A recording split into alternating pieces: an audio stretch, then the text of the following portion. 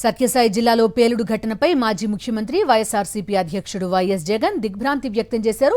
కుమ్మరవాండ్లపల్లిలో gelatine sticks cylinder పేలి పలువురు మృతి చెందడంపై YS Jagan తీవ్ర దిగ్భ్రాంతి వ్యక్తం చేశారు. మృతుల కుటుంబ సభ్యులకు ప్రగాఢ సానుభూతి తెలిపిన జగన్ గాయపడిన వారికి మెరుగైన వైద్యం అందించాలన్నారు. గాయపడిన వారు త్వరగా కోలుకోవాలని ఆకాంక్షించారు వైఎస్ జగన్.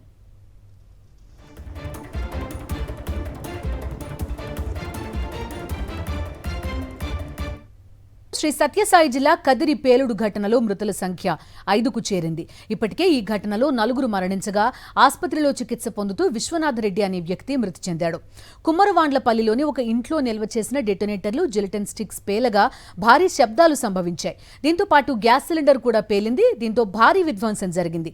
మృతి చెందిన వారు మాబున్ని, విశ్వనాథరెడ్డి, మధు, ఇస్లాం బాషా, బాబా ఫక్రుద్దీన్ గా గుర్తించారు. పేలుడు ఘటనలో గాయపడిన క్షతగాత్రులు ఆసుపత్రిలో చికిత్స పొందుతున్నారు.